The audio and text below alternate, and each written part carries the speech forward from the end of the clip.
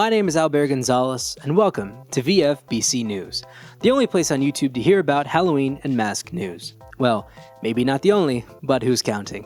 Spring saw the mass closings of the beloved store franchise Party City. They were, for many, a great place to buy Halloween and party goods. Where the fuck am I gonna get my balloons filled now? Michael's? Don't make me laugh.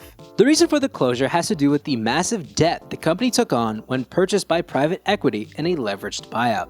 This, in combination with competition and external factors, meant that the company couldn't manage its debts and was forced to declare bankruptcy. Man, these private equity MBA guys are so good at running businesses that they keep closing down. Party City was one of two big franchise retailers in the Halloween space. Now, with them gone, the only store for sure to have Halloween masks for me is Spirit Halloween. And their mask selections over the past years have been Doo-Doo, Kaka, and Wee Whiz, aka fuck all. But not all hope is lost, as currently on the Party City website, there are a very few select locations still open. The website also promises a whole new Party City is coming soon.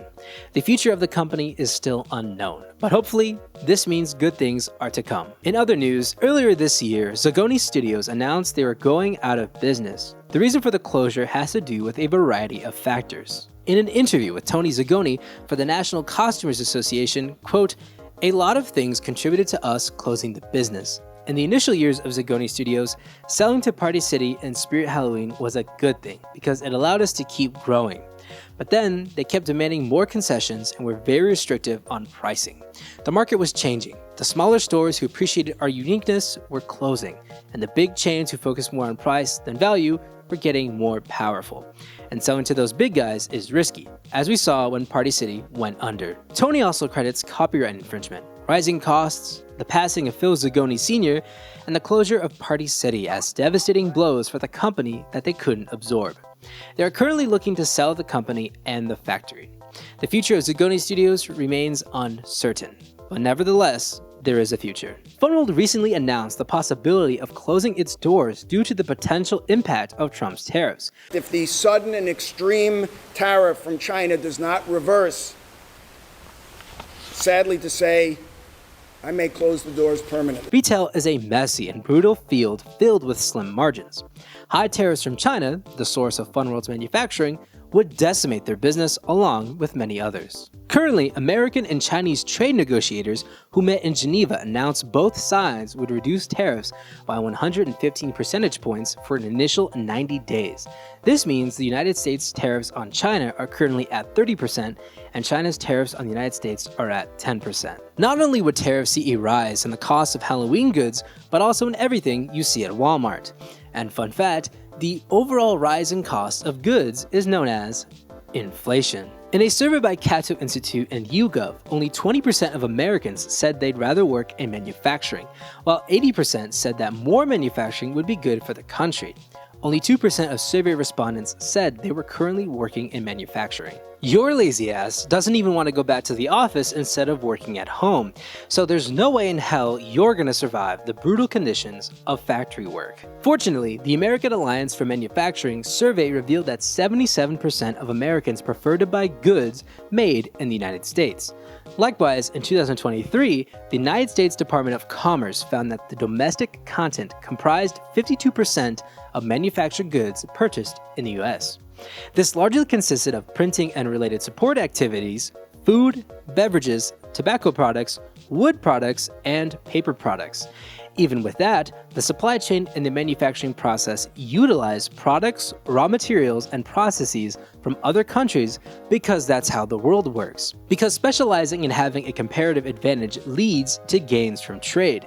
Different countries make different shit because they are good at making that shit. Keep in mind, there's only one country that makes everything itself, and it's north of South Korea. And last time I checked, they're still starving. Hopefully these trade negotiations last more than the initial 90 days, and the tariffs get even lower so that companies like Funworld can continue to produce masks and other Halloween goods, so we can actually have a Halloween season this year. I say let Halloween products be made overseas.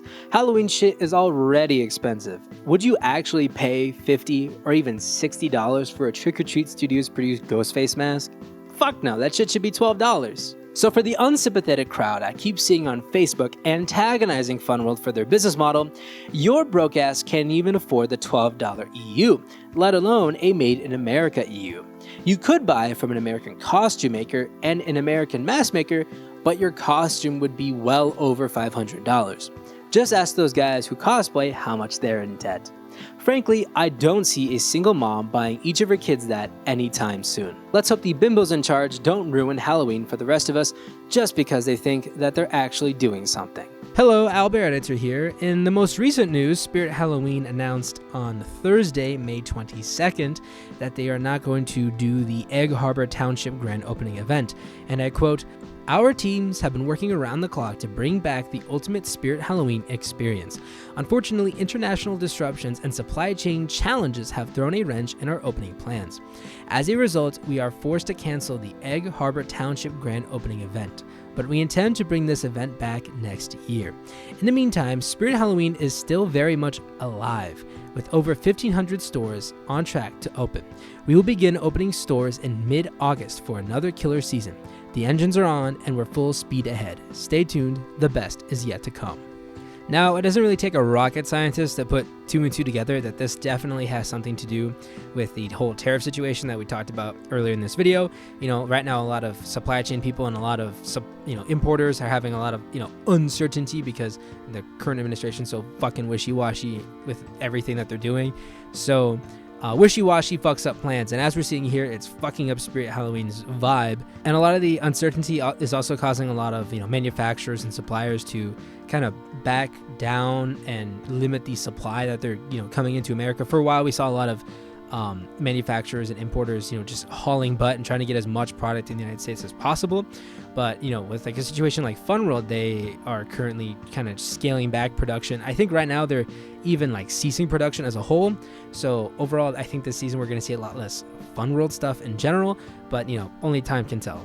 Either way, I'm happy to see that Spirit Halloween is still kicking it, and they are still doing what they are doing to ensure us at least a Halloween season this year. My only concern is I'm not so eager to see the prices in Spirit Halloween. I mean, some of their shit is already like expensive, and it might just get more expensive. So who knows? But that happened today, and I love it when I'm fucking editing a video and all of a sudden a big piece of news comes out. So whatever, back to it. I've been Albaire Gonzalez, and thank you for watching VFBC News. This is the brand new series here on the channel that is more of a short form content and doesn't require weeks worth of editing like my big regular long videos. So if you enjoyed this concept and want to see future videos of this style where I go over Halloween and mask current events, then let me know in the comments below. I know this week we hit some pretty controversial topics that make people tweak the fuck out, so I'll let you duke it in the comments. Just don't get too crazy. Anyways, take care of yourselves, have a great summer, and I hope to see you soon. Signing off from inside the walls of your house, bye bye.